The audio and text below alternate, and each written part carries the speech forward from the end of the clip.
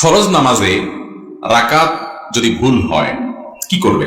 উত্তর হলো, ফরজ নামাজে 4 রাকাতের জায়গায় যদি আপনি 3 রাকাত পড়েন অথবা 4 রাকাতের জায়গায় 5 রাকাত পড়েন, 1 রাকাত কম অথবা বেশি, তাহলে সেক্ষেত্রে অবশ্যই প্রথমত জোর নামাজকে আপনার জোর হতে হবে, অর্থাৎ যাতে করে 4 রাকাতের যদি 5 রাকাত পড়ে ফেলেন তাহলে সাথে আরো 1 রাকাত যোগ করবেন।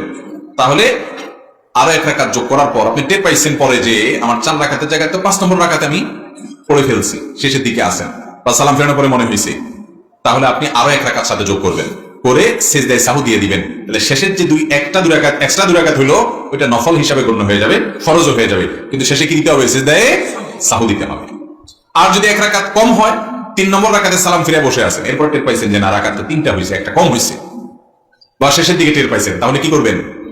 তাহলে অবশ্যই অবস্থায় দাঁড়ায় যাবেন, দাঁড়ায় আরো 1 রাকাত পড়ে ফেলবেন, 1 রাকাত পড়ে এরপরে সিজদায়ে সাহু দিয়ে নামাজ পড়বেন, নামাজ হয়ে যাবে ইনশাআল্লাহ।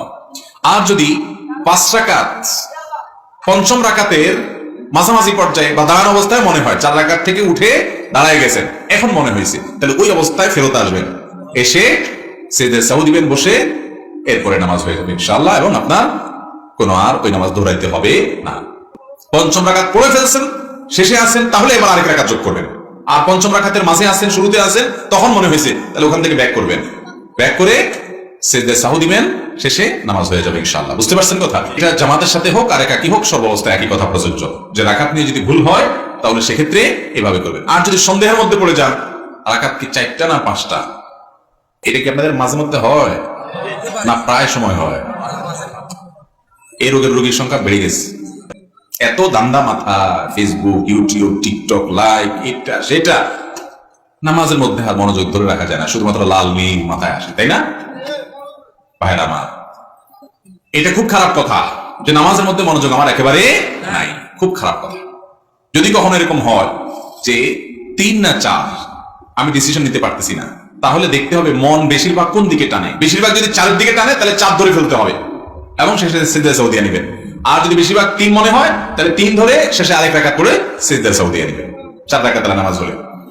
আর যদি 3 না 4 কোনো দিকে মন আপনার সমান মানে বেশি টানে না, বরং সমান সমান মাঝখানে দাঁড়ায় আছেন, একেবারে এদিকেও টানে না মন, ওইদিকেও টানে না, এমন এক জটিলতায় আছেন, তাহলে সেক্ষেত্রে কমটা ধরবেন। কোনটা ধরবেন? 3 না 4। 3 এর দিকেও মন অর্ধেক টানে, 4 এর দিকেও মন অর্ধেক টানে, মনে কোনো দিকে টেনে বেশি নেওয়া যাচ্ছে না, একেবারে মাঝখানে দাঁড়ায় আছে, তাহলে ওই 4 রাকাত নামাজকে কমটা ধরে রাখবেন, 3 রাকাত ধরবেন, ধরে আরেক রাকাত করে শেষে সিজদায়ে সাহু দিবেন, নামাজ হয়ে যাবে। কথা কি বুঝতে পারছি? আর যদি প্রবল ধারণা হয় যে না 4-এর সম্ভাবনা বেশি, 3-এর ব্যাপারে ওয়াসওয়াসা আসতেছে, তাহলে সিজদায়ে সাহু লাগবে না, 4 দিয়েই নামাজ শেষ করে ফেলবেন। আর 3 সম্পর্কে যে হালকা হালকা মনে হচ্ছে, এটা বুঝবেন যে শয়তানের ওয়াসওয়াসা, ওইটার কারণে সিজদায়ে সাহু দেওয়া লাগবে না। তাহলে মাঝামাঝি দাঁড়ায় থাকলে কমটা ধরে সিজদায়ে সাহু দিবেন।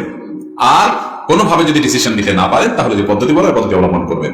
বুঝে আসছে কথা?